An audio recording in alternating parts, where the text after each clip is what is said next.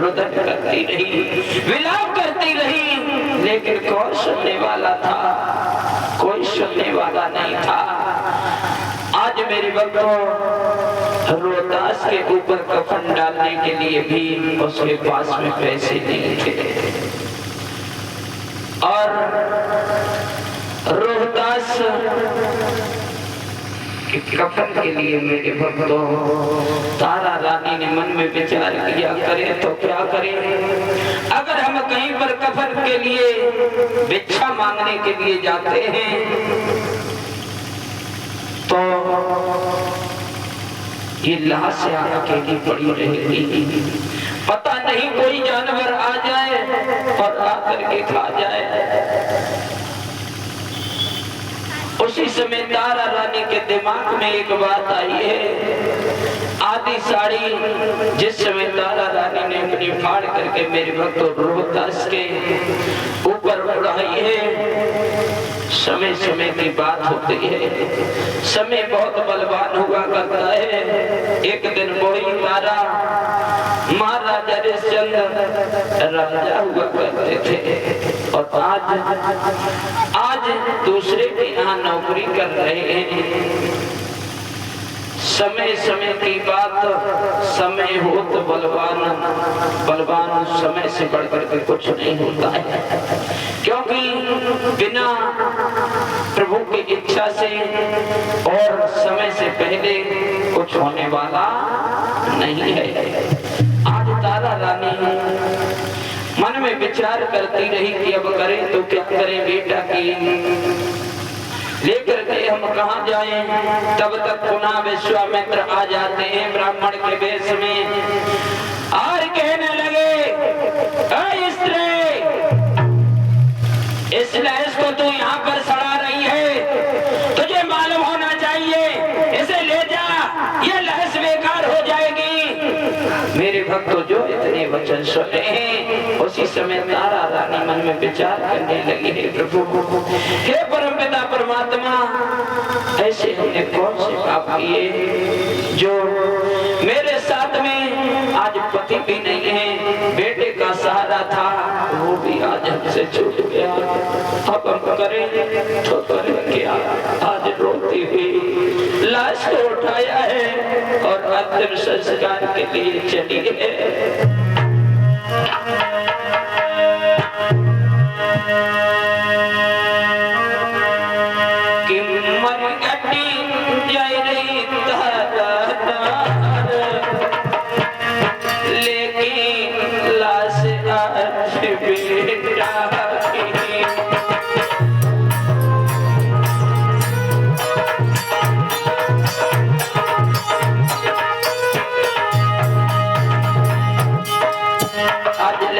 उठाया है और गोद में उठा करके देश को चलिए तारा और आगे को बढ़ी।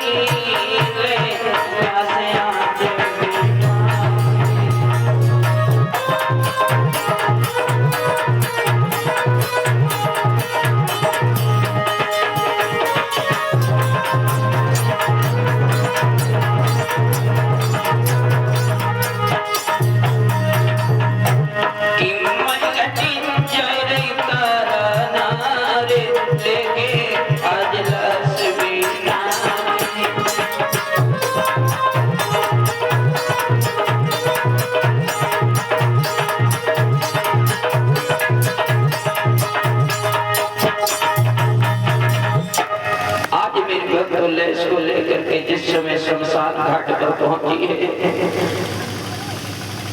और जब शमशान घाट पर पहुंची है उसी समय मेरे भक्तों आज बेटे को निहाल करके रोने लगी, कहने लगी परमपिता परमात्मा, आज मुझसे मेरा बेटा जुदा हो रहा है और आज के बाद मैं अपने बेटे का चेहरा कभी नहीं देख पाऊंगी। उसी समय आज रुदन सुन करके मेरे भक्तों तब तक देखा कि हरिश्चंद्र वहां पर फेरा लगा रहे थे और तब तक हरिश्चंद्र आ जाते हैं मेरे भक्तों। और जब हरिश्चंद्र आए हैं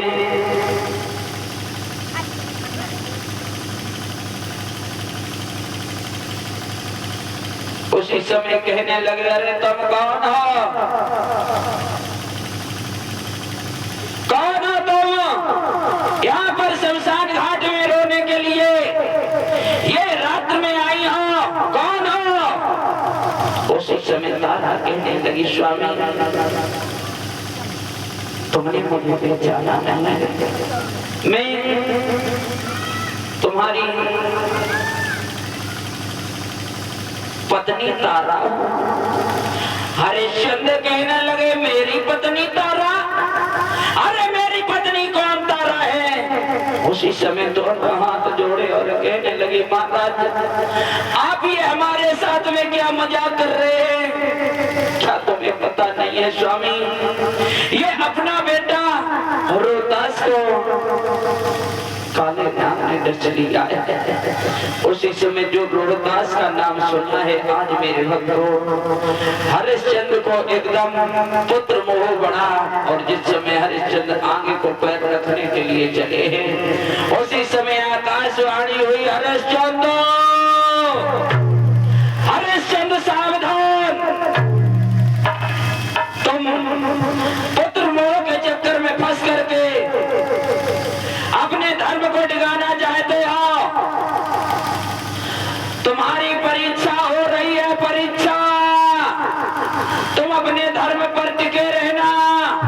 मेरे भक्त जो इतने वचन सुने उसी समय हरिश्चंद्र ने पुनः पीछे पैर रख लिया और हरिश्चंद्र कहने लगे, रानी तारा मैंने तुम्हें पहचान तो लिया, लेकिन वो बात याद करो, वो बात याद करो जब मुझ पर संकट पड़ा था तो तुमने मेरा साथ नहीं दिया था। गंगा के तट पर मैंने तुमसे कहा था कि मेरा घड़ा उठवा दो, लेकिन तुम क्या बोली थी? मुझ पर पंडितानी गड़ा और तुम पर मेहंदर गगरी, वहां पर तुम्हारा धर्म जा रहा था और यहाँ पर मेरा धर्म जा रहा है। अगर मैंने बिना कर लिए और टका लिए तुम्हारे पुत्र का ये अंतिम संस्कार करवा दिया तो यहाँ मेरा धर्म चला जाएगा। वहाँ अगर तुम्हारा धर्म जा रहा था तो यहाँ मेरा धर्म जाएगा, और वहाँ पर अगर तुमने उपाय बताया था तो यहाँ पर मैं उपाय तुम्हें बताऊंगा। उसी समय दोनों हाथ जोड़े और कहने लगी, स्वामी ये आप क्या कर रहे हैं? ये रोहतास मेरा बेटा नहीं, तुम्हारा भी पुत्र है। और तारा क्या बोली है?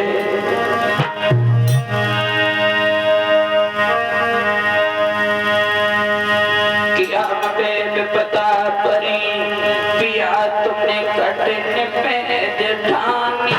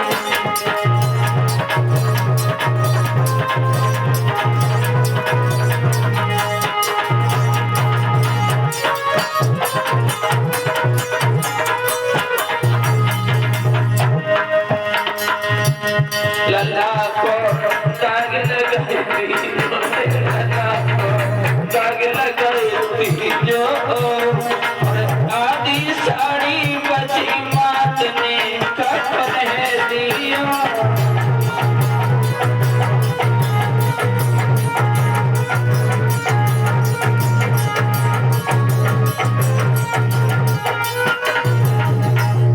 मेरे भक्तों उसी समय आज तारा रानी कहने लगी मेरे पास में तो यहाँ कुछ नहीं है स्वामी। उसी समय महाराज जी कहने लगे हैं तुम ये जो साड़ी को पहने हुए हो इसको करके रूप में दे दो तो हम तुम्हारे पुत्र को अंतिम संस्कार करवा देंगे। मेरे भक्तों बताया जाता है जब